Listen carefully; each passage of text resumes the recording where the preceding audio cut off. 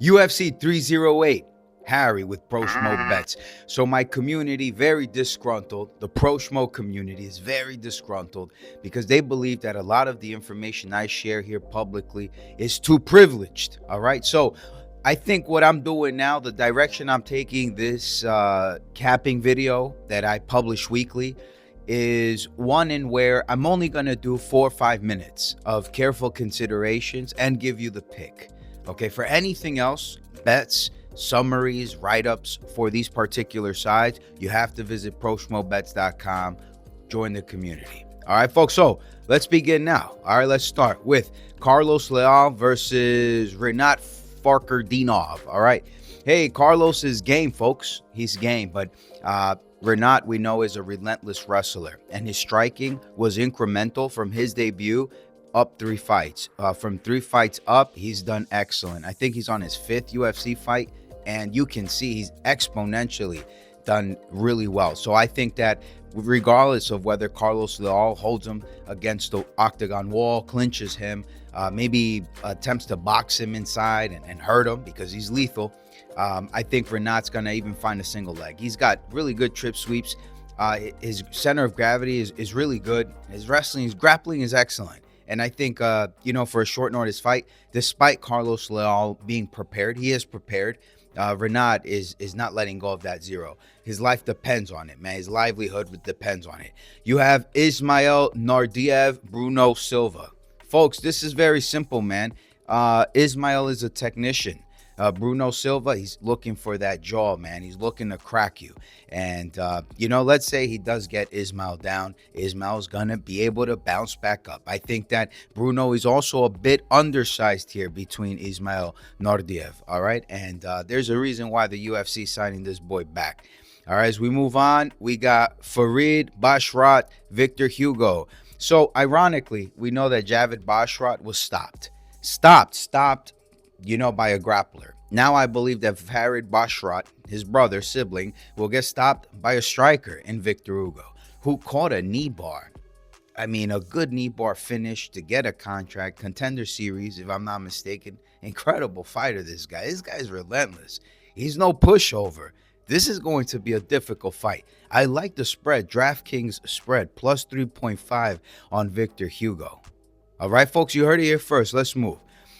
We got Kennedy, Chris Barnett. This is self-explanatory. Why was the fight canceled? Barnett was going to face off with one of the brothers. Goodness, it's leaving me now. Kennedy and Chukwoku. This guy's as tall as the trees. There's no way. There's no stoppage here. Kennedy should submit Chris. He should make it fun. He should make it fun. I don't think he'll knock him out. He should submit him. Abis Magomedov, Bruno Ferreira. Abis, great kickboxing.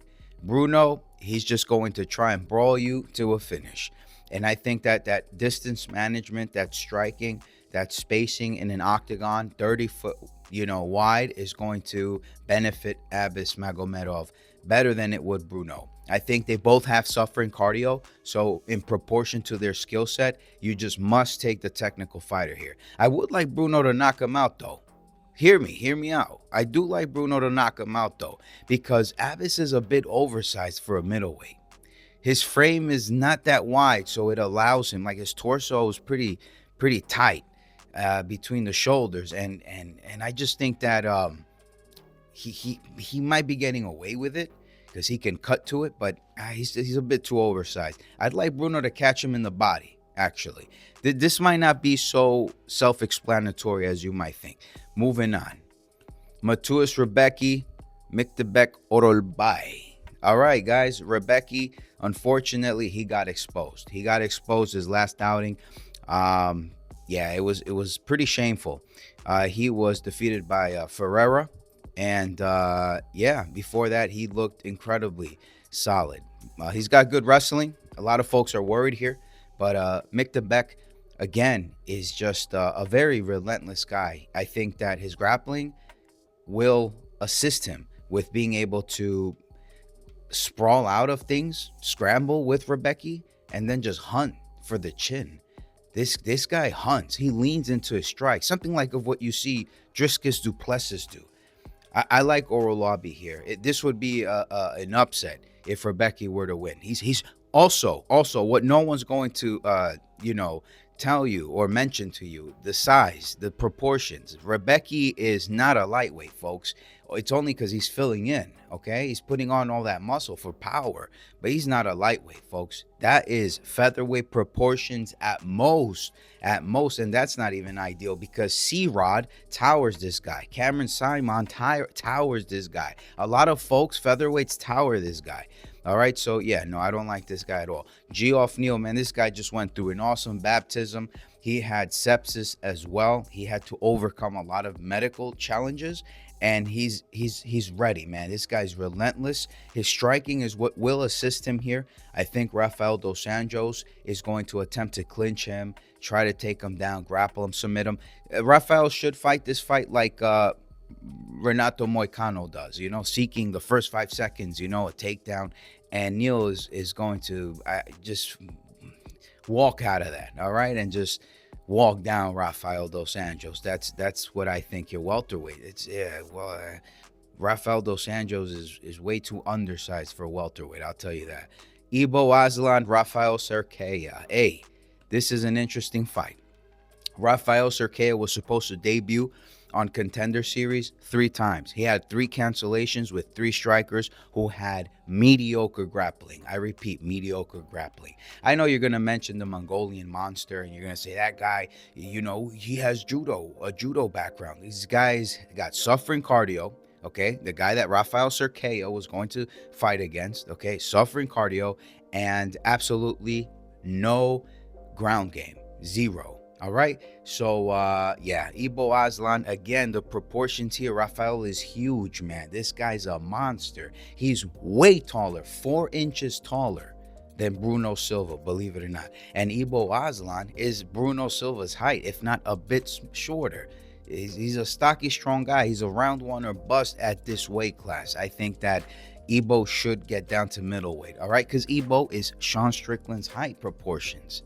Height and reach proportions. Let's move. All right. Rafael, great grappling, good jiu-jitsu. His leg strikes, lethal, man. I'm not telling you you're going to get a crescent kick like you would with Shara Magomedov. An axe kick like Shara Magomed. You're not going to get that from Rafael. Great kickboxing and grappling, though. He may even submit Ibo. All right, next, Shara Magomedov. Here we go. Everybody's accusing this man of a padded record. Colby Covington has one. Habib has one. Everybody's got one. All the greats have had it. Okay, so all right. Armin Petrosian, he's got good kickboxing, but Shara's Muay Thai is gonna assist him. All right, those push kicks, everything down the middle, even punches down the middle, strikes down the middle, incredible. This guy is game. Okay, so I think as the distance goes, Armin's arms will become heavy. His output will decrease significantly, and Shara may even finish Armin Petrosian in later rounds. Okay, so what you see Dustin Poirier do with his upper body, this man Shara Magomedov can do with his limbs, and he's got a good strike. He's got good shot selection, man. Shara Magomedov's got a great shot selection. All right, moving on. Leron Murphy, Dan Ige. All you got to know is I'm not happy about Leron Murphy's strength of schedule. This right here is one of Dan Ige's best fights, all right? One of the earliest bets I ever made in MMA was that when Dan Ige fought Korean Zombie. I actually put about, if I recall, $5,000 on the money line on the wrong fighter. I was supposed to place the bet on Dan Ige. I placed it on Cyril Gane. Ain't that crazy? Dan is game. The striking, the power, the speed, the timing, the grappling. He's a beast. I know Leron Murphy's huge. He's huge, and Dan may be a bit undersized, but I got all faith here that Dan Ige is going to get this done. We got Magomed and Rakic. I'd love to see the upset here. I'd love to see the upset. This would be phenomenal if we could get an upset here. Phenomenal. Ankalaev, he has this Achilles heel, no pun intended, with the calf kicks, okay?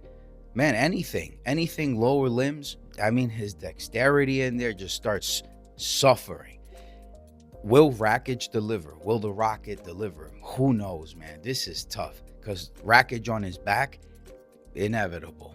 And Magomed Ankalaev's striking has increased significantly, exponentially. I mean, his skill set has just improved significantly for me to think that he could defeat Rakic. I'm very confident Ankalaev is winning that fight. Here we go. And he's got a lot of tape on Rakic. Robert Whittaker, Khamzat Chimaev. Khamzat's telling you guys how this is going. He's wrestling. He's wrestling. It's a body lock. It's a single leg. He'll do anything to get Whittaker on the mat. Why? It's not sensible to strike with him. He could. He could. He's got the range, you know, and Whittaker is going to try and drive forward, right? Or be a bit technical with Chimaev. So that slows down. That gives predictability. That gives good reads. All Chimaev's going to do maybe round 2, round 3 is just pummel him.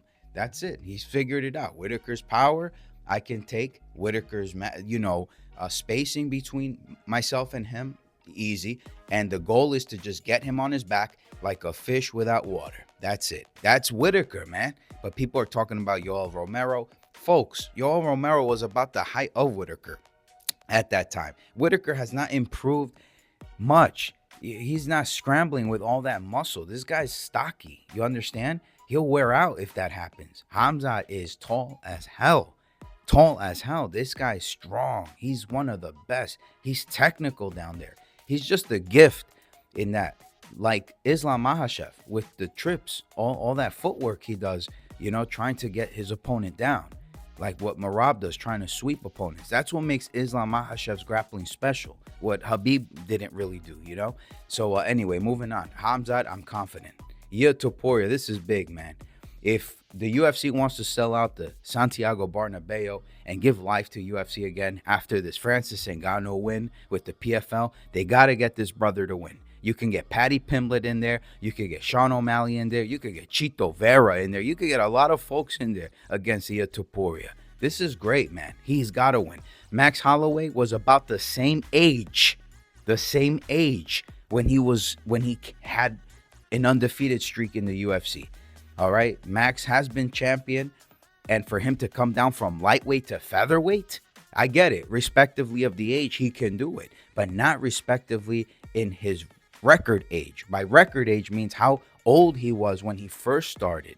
Okay. And my God, in his record age, like his topology record age of MMA, he should be about a 37-year-old, folks. One of the greatest ever, though, 37-year-olds. All right. He's got to move up. Just like Brian Ortega, you got to move up. I knew Diego Lopez was a lot.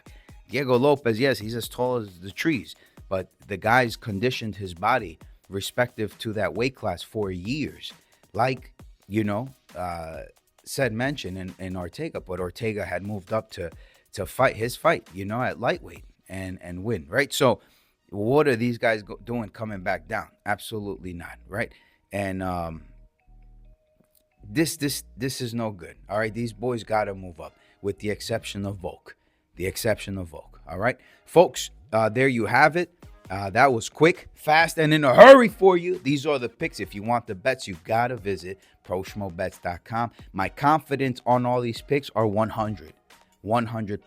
If I were to put money on the fighters I chose on this card, 100%. I have no doubt. There's no apprehension.